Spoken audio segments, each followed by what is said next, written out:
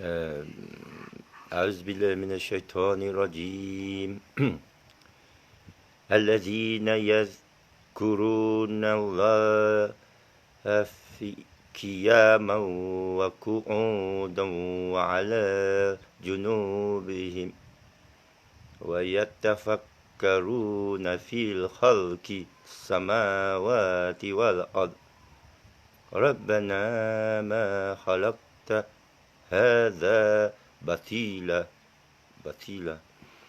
subhanaka fakina azaban nar.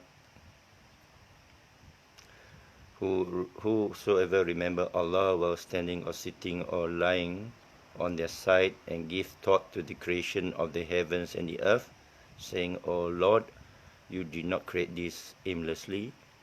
Exalted are you, then protect us from the punishment of the fire. Yang bermaksud, sesiapa, ini surah Al-Imran ayat 191, sesiapa yang mengingati Allah semasa berdiri atau duduk atau berbaring atas tepinya dan berfikir atas kejadian langit dan bumi, lalu berkata, wahai Tuhan kami, engkau tidak jadikan semua ini secara batil, secara tak ada sebab, dan maha suci engkau atas daripada itu, dan lindungi kita daripada azab api. Ya. Bismillahirrahmanirrahim. Allahumma salli ala Sayyidina Muhammadin abdika rasulika wa ala alihi wa sahbihi wa sallim. Alhamdulillah rabbil alamin. La hawla quwwata illa billahil azim. Hasbunallah ni'mal wakil. Ni'mal maula ni'man nasir. Assalamualaikum warahmatullahi wabarakatuh. Jadi pagi ini ada Cina Apek mau cerita, ada banyak peristiwa bakal berlaku hari ini ya. Hari ini 13 Oktober, Apek masih disandarkan bawah kawalan PKBB yang palsu, yang tidak ada asas saintifik, dan ini boleh dihasilkan melalui tafakur menjadi tajuk kita. Hari ini juga mungkin kita tafakur atas saudara Anwar Ibrahim yang bakal akan jumpa yang di-Pertuan Agong untuk merampas balik kuasa yang sepatutnya menang pada keadilan dululah masa PRU. Tapi itu bukanlah tajuk yang kita bincang hari ini. Hari ini kita nak bincang pasal tafakur, kerana ada seorang bertanya saya di FB semalam, bagaimana tafakur. Jadi saya pun insaf atas soalan itu kerana saya sangka tafakur itu mudah. Sekali lagi adalah kesilapan dan kelemahan diri kerana kita sentiasa bertafakur dari satu sudut. Kita sangka kita faham sesuatu. Menurut Protagoras, seorang Yunani sofis, dalam abad ke-5 ke-4 sebelum Masehi, ada satu kumpulan ahli falsafah profesional kerana mereka dapat upah. Lain dari Socrates. Socrates adalah ahli falsafah Yunani yang tak menerima upah dan dihukum bunuh. Kerana apa? Kerana dia mempersoalkan demokrasi. Ya. Mungkin dia seorang nabi lah Socrates ni. Tapi seorang bernama Protagoras, dia yang menjadi bapa pada epistemologi. Epistemologi adalah ibu kepada ilmu linguistik. Macam kita berbahasa semantik dialektik. Ya. Contoh, saya kata Tuhan. Tuhan maksudnya macam-macam kepada orang yang bahasa Melayu. Allah maksud lain-lain kepada orang yang berbahasa Arab. Tapi apa maksud Allah kepada seorang Melayu? Tak sama. Menurut Protagoras tak sama. Macam saya rasa limau. Saya rasa limau itu masam. Ada orang lain rasa limau tu manis. Contohnya durian. Saya rasa durian tu sedap macam sugar. Lebih dari seks. Tapi pada seorang kawan Jerman, ada seorang perempuan Jerman, saya bagi dia bau durian, dia nak pukul saya. Dia kata ni bau stokin yang busuk. Menurut Protagoras, sesuatu perkara adalah berbeza pada orang yang berbeza. Ya? Kerana perasaan dia berbeza kerana latar belakangnya itu berbeza. Cara dia dibawa itu mungkin perempuan Jerman itu yang lawa tu. Dia dibesarkan dalam satu keluarga sebenarnya di Munich dalam satu keluarga yang tak pernah bau durian. Kita pula besar di Malaysia ni, dari kecil lagi bau durian, bau tempoyak, bau belacan. Ya. Jadi orang pepatah Inggeris pun kata one man's food maybe another man's poison lah. Satu manusia punya makanan mungkin menjadi racun kepada orang lain, ya. Begitu juga tentang pendapat. Yang Protagoras maksudnya ialah tanggapan seseorang tu berbeza. Jadi hendaklah kita bila sampaikan sesuatu, cuba fikir atas tanggapan orang yang mendengar. Ya. Itu sebab dalam Al-Quran banyak bahasa, ada bahasa simbolik untuk ditakwilkan. Misalnya Allah ada wajah, Allah ada arsh, Allah ada tata. Macam mana nak bayangkan tata itu? Ada dua mazhab di sana, ya. Ini kita corner sikit sebelum masuk bab tafakur ni. Ini syok ni.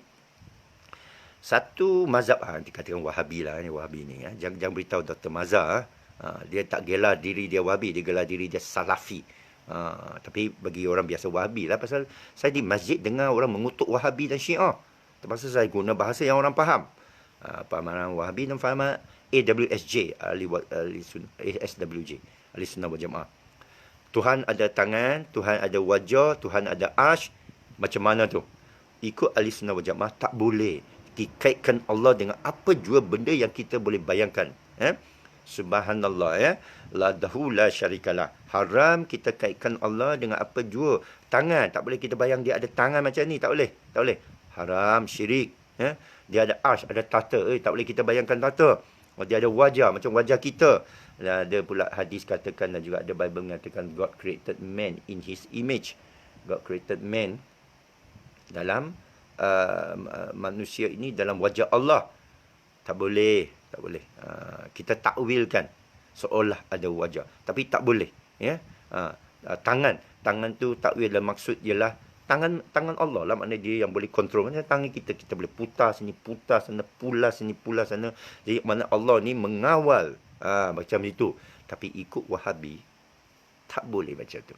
Ikut Wahabi, Allah ada tangan, terima Allah ada tangan. Macam mana bentuk tangan dia? Jangan soal. Ya. Ini ada beza ni. Bahaya kepada grup sini. Dia kata tak boleh. Tapi sana pun kata, bukan saya kata dia macam tangan. Saya cuma kata, kalau Dr. Mazhar dia akan kata, terima. Kalau Allah sebut ada tangan lah. Macam mana bentuk tangan dia, macam mana, tak boleh kita sampai. Dan memang kita wadahullah syarikah. Kita tak kaitkan dengan apa pun. Tapi kita terima tangan Allah. Kita terima wajah Allah. Kita terima arsh Allah. Kalamullah sebagainya. Arsh Allah. Tetapi kita perhati dalam suratul ayatul kursi. Allahu la ilaha illa huwal hayyul qayyum la ta'khudhuhu sinatun wa la nawm ma fis samawati wa ma man dhal ladzi yashfa'u indahu illa bihi wa ya'lamu ma baina aydihim. Ada tu arsh tu. Arsh itu melampaui, melewati, melebihi langit dan bumi. Bermakna universe lah. So universe ni arsh tu lebih besar. Juga dari satu segi memberitahu kita arsh itu pun awak tak terbayang. Kullu ma la hafan illa ibtigha wajhi rabbil a'la. Semua yang yang ada, ya, semua yang ada akan fana melainkan wajah dia. Macam mana nak bayang? Semua dah fana lah, kamu sekali fana. Macam mana nak bayang? Jadi dari sudut segi dua-dua belah pihak betul. Wahabi pun betul, Ahli Sunnah wal Jamaah pun betul kepada saya. Kerana ikut pada takrif bukan masing-masing. Ayat Quran yang hamba baru sebut tadi ada ayatul kursi, ada arshnya. Kursi lah. Siatul kursi. Fatal sama tu. Itu ya. Okey. Jadi sekarang tajuk saya lah, bagaimana seorang yang saya dulu ateis kalau bertafakur boleh tak dia sampai kepada Allah? Menurut Aristotle boleh. Menurut Ibn Rushd boleh. Menurut Imam Ghazali tak boleh. Saya dah beritahulah tentang tafakur itu. Bahawa kalau seorang betul-betul tafakur dengan suci, dia mesti sampai kesimpulan kewujudan Allah. Adapun dia menafikan kewujudan Allah, ialah kerana pertama, dia sudah ada tanggapan lain. Dia telah diajar benda lain. Dia sudah dari kecil lagi orang dah beritahu Allah macam ni, Tuhan macam ni. Dia memfikir begitulah. Jadi dia react kepada fikiran dia. Tuhan ada di langit ke? Menurut Wahabi, Tuhan di langit. Tapi macam mana tu, tak ada. Dan Tuhan juga dilihat, dia terima begitu. Jadi, inilah dimensi keluasan untuk orang bertafakur lah ya. Jadi saya nak tafakur ni sampai kiamat pun tak habis tafakur dia. Memanglah. Kerana lautan ilmu ni luas. Tetapi kita kena jaga-jaga tentang tanggapan. Apakah pertama, macam mana tafakur? Pertama, apakah tanggapan anda itu datang daripada masa pembawaan kamu, daripada persekolahan kamu, daripada apa yang kamu baca, atau ditanam dalam fikiran kamu tanpa berfikir? Beza. Cuba beza. Saya ulangi balik. Tanggapan adalah sesuatu yang telah anda terima sama ada masa waktu kecil, ada pembawaan atau oleh ajaran orang tua yang tidak ada dalil, yang tidak ada melalui proses kamu berfikir. Itu sebab ada pendapat semalam kata perlu ada bimbingan pada seorang budak tu baru dia boleh tafakur dan betul. Saya tak setuju. Saya tak setuju kerana bimbingan itu boleh menyeleweng. Walaupun kamu bimbing dia dengan sifat 20 semua pun saya tak setuju. Kerana saya ni Sokrates purist. Saya ni Aristotelian dan juga Ibn Rushdian. Saya ikut itu. Saya tak ada sangat Ibn Sina kerana dia ada campur adukkan sikit. Atau Imam Ghazali. Itu lain-lain bab lah.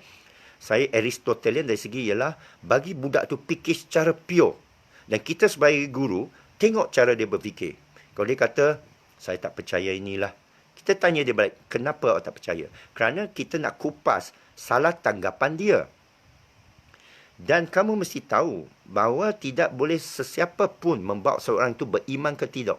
Adalah kuasa mutlak Allah. Qatamallahu ala qulubihim wa ala sam'ihim wa ala absarihim. Ghisyawatu wa lahum azabun azim. Okey. Lebih kurang ialah Tuhan yang menghijab sesiapa dia kendaki, memberi hidayah sesiapa dengan hati dia, pendengaran dia, mata dia. Kalau 3 pun dia blok, macam mana kamu nak sampai kepada dia? Kamu ajar dia macam mana pun, kalau Allah nak selewengkan dia, Allah menang. Kamu tak boleh menang. Ya?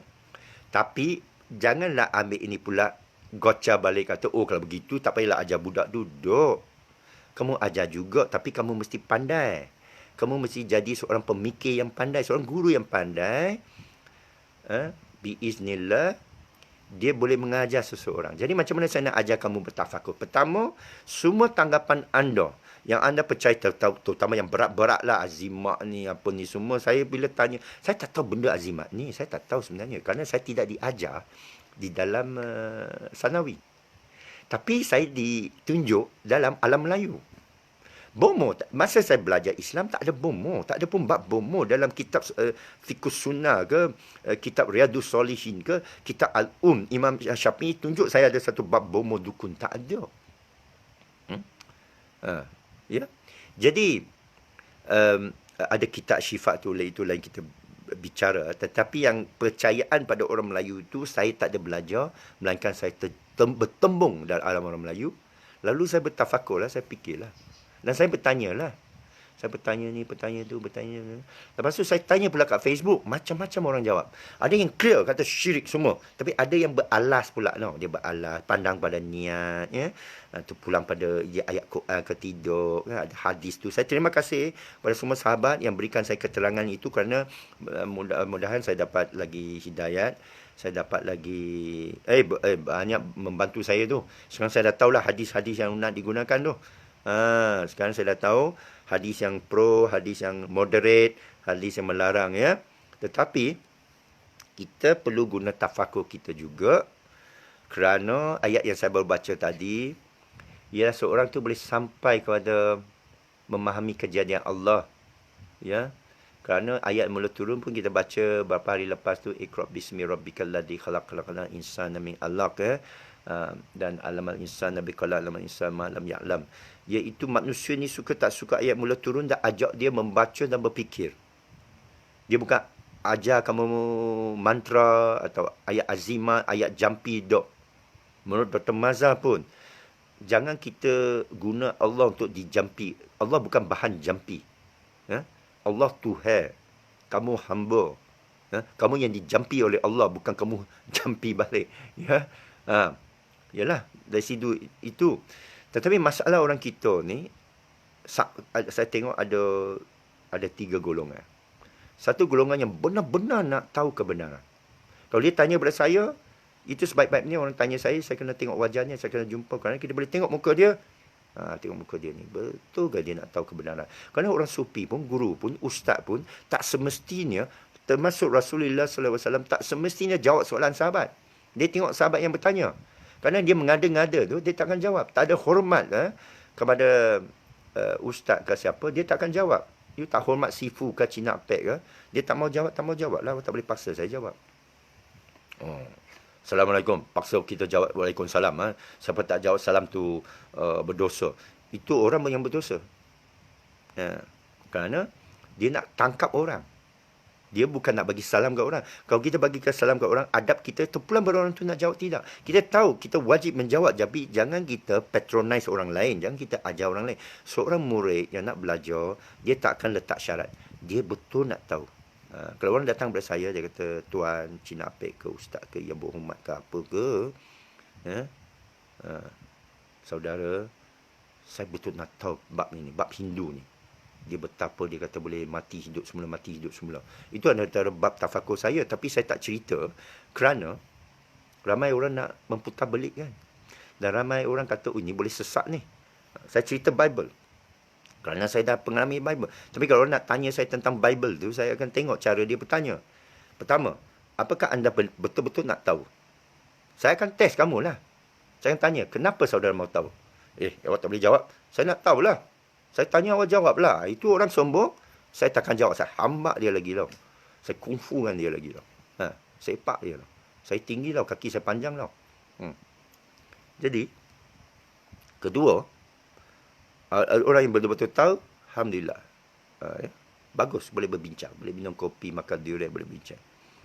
Ada kedua, dia bukan nak tahu. Dia nak tangkap orang. Dia nak cari jalan, dia nak tunjuk dia pandai. Dia cari ayat Quran tu, macam mana ayat ni? Macam mana ayat tu?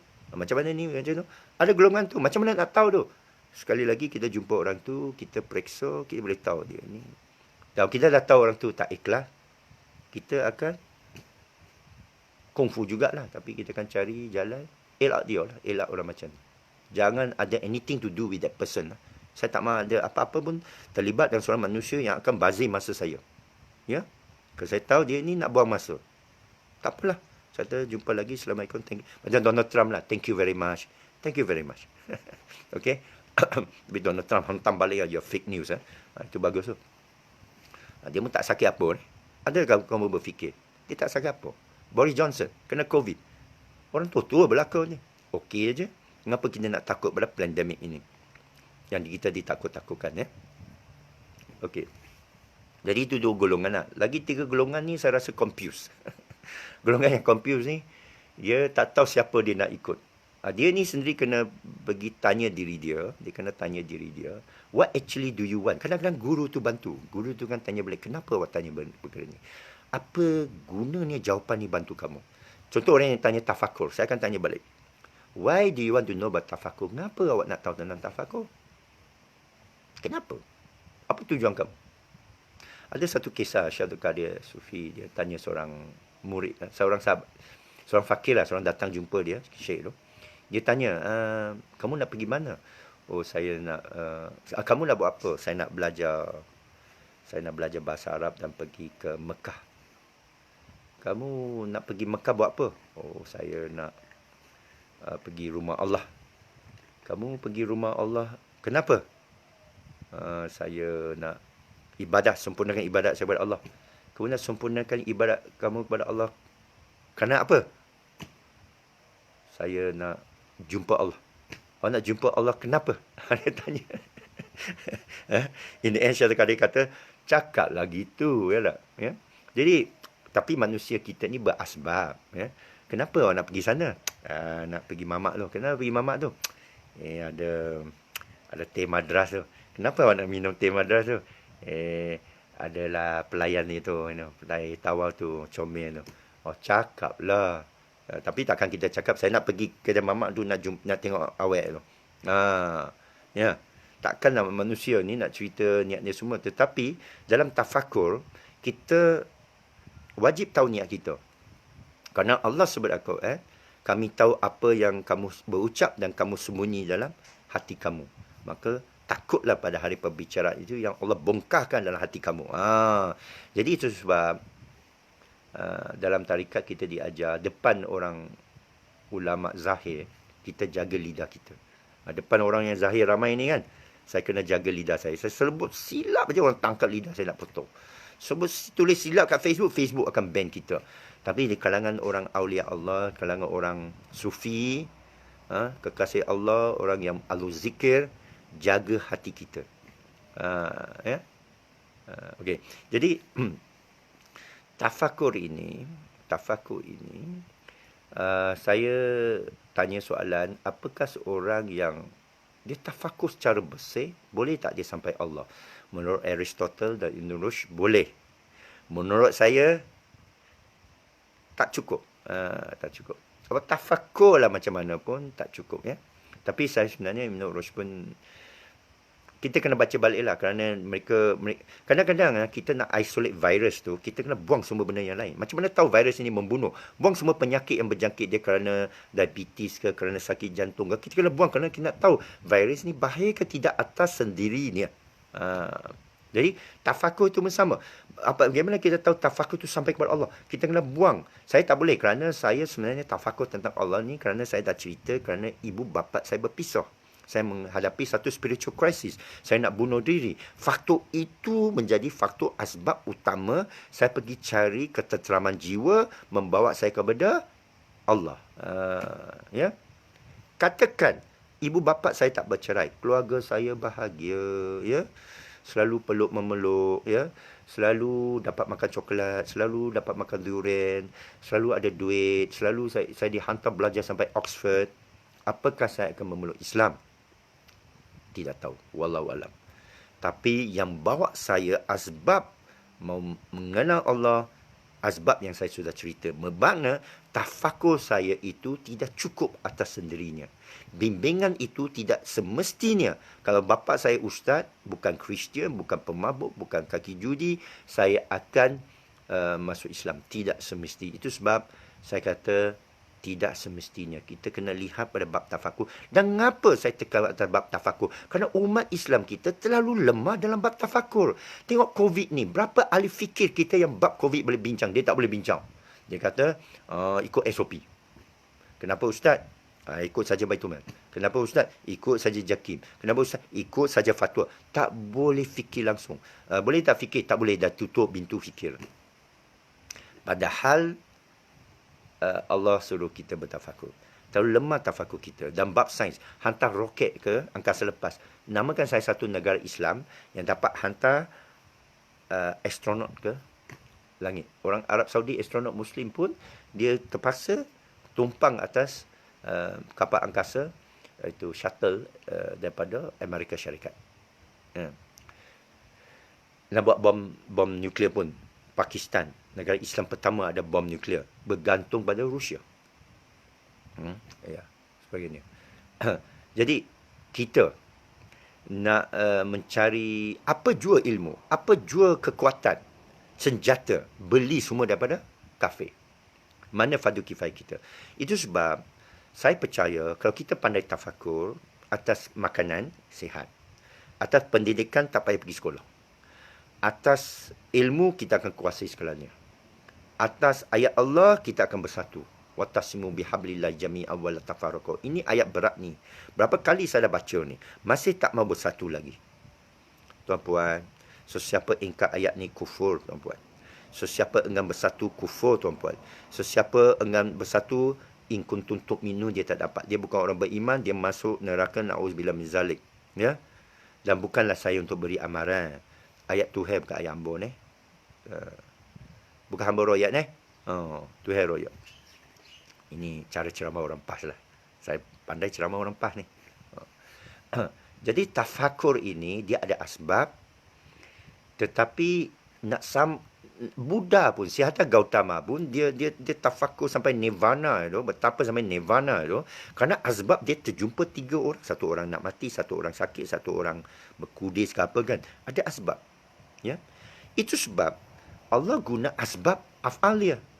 Tidakkah kamu melihat bagaimana aku jadikan alam ini? Tidakkah kamu melihat bagaimana aku boleh ambil nisbah dengan lalat pun aku boleh tunjuk kamu kehebatan aku, ya, tanda-tanda aku. Inna fi zalika la ayatil. Inna fi zalika la ayatil. Dan demikian dalam itu adalah tanda-tanda. Tanda itulah asbab. Kejadian alam ni adalah tanda-tanda Allah asbab. Ayat Quran ni semua tunjuk pada asbab. Quran ni bukan tunjuk pada diri dia pun asbab juga, tapi merangkumi semua yang ada di dalam alam ini. Masya-Allah Alhamdulillah. Jadi orang yang mengaji Quran ni akan tidak suka tak suka mesti terjerabak dalam alif fikir, dalam alam berfikir. Kenapa awak jadi wanita? Kalau awak boleh lahir semula, awak pilih wanita ke lelaki? Semua wanita saya tanya semua nak jadi wanita. Lelaki pun sama. Saya tanya kebanyakan lelaki, ya, kebanyakan lelaki akan jadi lelaki. Tapi ada sekali lelaki kata aku nak jadi wanita. Ini Y kromosom, ini tak tahu Y kromosom ni ada problem ni. Ya. Tapi kita suruh dia tafakur, dia tak boleh keluar daripada asbab dia. Kenapa awak suka perempuan? Lelaki lah. Ada lelaki yang, okey. Lelaki nak dia suka perempuan sehingga nak jadi perempuan, gay. Jadi dia ada asbab lah. Kamu tidak bebas. No such thing as a free thinker. Antara cara saya keluar daripada atheist ialah saya sedar free thinker ni adalah satu misnomer. Tidak ada seorang pun sebenarnya free thinker. Awak bukan free. Tunjuk saya seorang yang berfikir cara bebas. Aku bebas ni, aku free thinker. Open ni, aku open. Aku open-minded. Open-minded apa? Yang open awak, yang open baju aja yang open. Yang open sex saja open. Kalau betul-betul free, ya, macam Buddha free daripada seks, boleh tak? Macam padri tu. Tak boleh pun padri tu. Banyak gejala seks, banyak skandal. Ustaz pun sama pun ada. Ya? Penunggang agama ramai. Dia terjerawat dan asbab dia tak boleh bebaskan diri dia. Macam mana dia nak berbicara atas ayat Allah kalau dia terima wang daripada manusia yang suruh dia halalkan yang haram, yang bank, yang letak pula Islam. Subhanallah. Dia letak bank haram, dia tukar nama letak Islam. Dia kata, oh ini Islam ni. Dia ambil parti, dia letak Islam, parti Islam ni. Kamu kalau tak undi parti Islam ni masuk neraka. Tak boleh gitu tuan-puan, tak boleh gitu. Bahaya. Bahaya. Nak kata syirik lah you. Ya? Bahaya tu. Boleh tak saya ambil satu azimat? Saya ada tulis ayat Quran ni, benar ni, benar.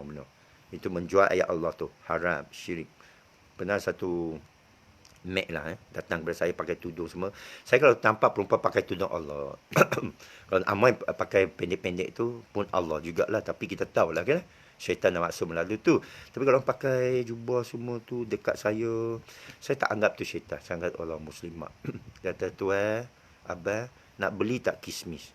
Saya tengok, oh, berapa? Dia bagi mahal.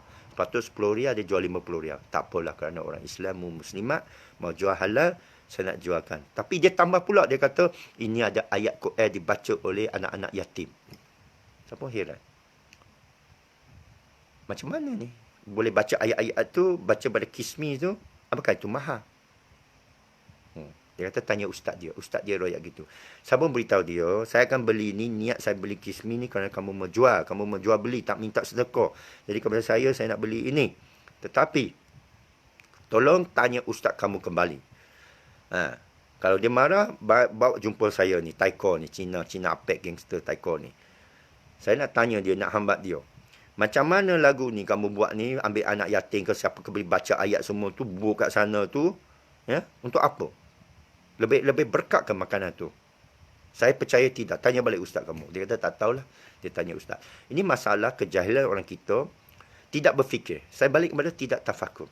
Semua kelemahan orang Islam ini hari ini berpunca daripada kurang berfikir. Kurang membaca boleh maafkan. Tak mau baca tak apa. Tapi tak mau fikir. Dia tak mau fikir atas kejadian dia. Dia tak mau fikir kenapa dia susah atau senang, dia tak mau fikir. Senang dia tak fikir, susah baru dia fikir. Ya? Masa senang pun kena berfikir. Kenapa aku senang ni? Apa saya nak buat dengan kesenangan saya? Kerana besok saya akan susah balik macam dulu.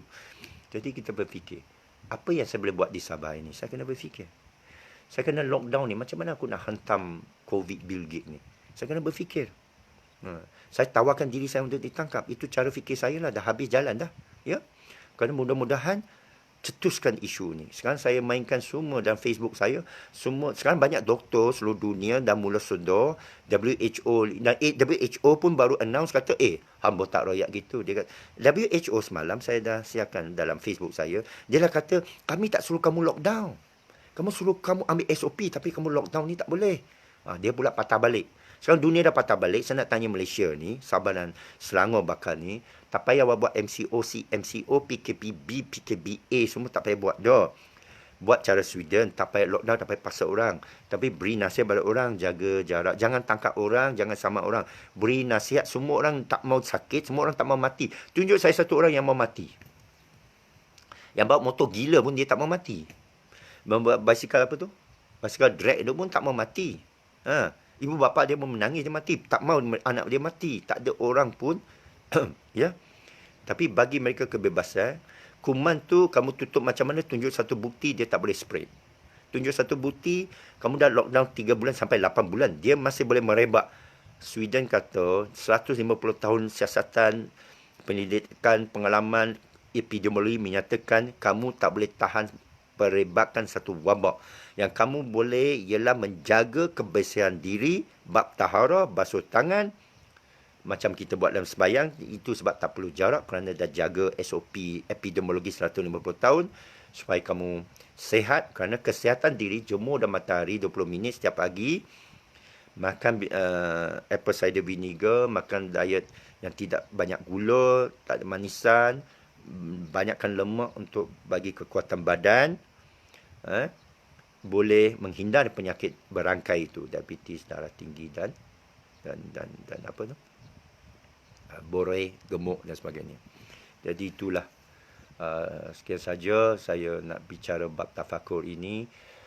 Nasihat saya kepada adik yang bertanya itu, bertafakurlah seberapa banyak boleh. Bila dah tafakur tu, jumpa guru-guru tu, tengok tafakur kita, dia tahu kamu dah corner habis ke. Kerana tafakur ni kalau kita cek balik, kisah orang Kristian ke ateis ke siapa, dia ada cacat celah dalam tafakur dia. Sesiapa yang tak sampai kepada Allah, dia ada cacat celah dia. Jadi guru tu sentiasa akan tanyalah, kamu nampak apa? Dia kata, aku nampak sesuatu. Teruskan. Selagi kamu nampak sesuatu tu, bukanlah kamu fanafil lah. Itu guru Syekh saya beritahu. Kalau bila kita berkhawat Allah, nak sampai fanafil lah, dia akan tanya, kamu nampak apa? Saya nampak cahaya. Teruskan, dia kata. Allah, kamu nampak apa? Aku nampak bidadari. Teruskan. Bidadari tak boleh nampak. Tuan-puan, itu lagi satu bahasa takwil. Bidadari, air, jannah semua tak boleh nampak. Kerana tak ada satu manusia yang pernah nampak syurga maupun neraka. Jadi macam mana yang api neraka tu? Sekali lagi ada dua mazhab, ya. Tetapi kita tak boleh bincang ni kerana ikut Ibn Rushd pun cakap, orang yang bukan ahli falsafah jangan bincang falsafah. Ikut ustaz saya pun cakap, dia kata kadang ini bukan bab syirik, syurga neraka bukan bab syirik. Tak payah bincang juga kerana orang tak boleh fikir. Ambillah apa yang Allah sebut. Ada sungai mengalir ni, ada bidadari yang kulitnya begitu jernih, boleh nampak urat dia. Dia tu virgin betul lah, ya. Tak pernah manusia sentuh.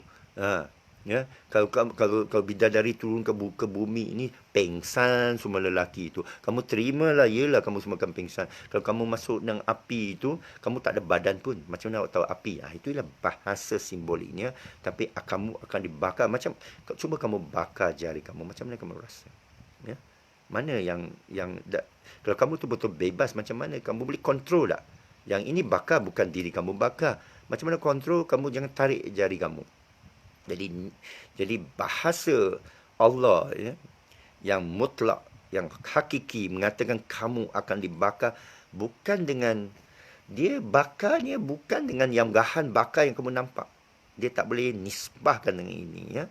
Ini bab tafakur lagi, bab tafakur. Tapi kita yakin ada, ya. Dan orang tasawuf pula kata sebenarnya neraka itu ialah bila kamu dah jauh dari Allah.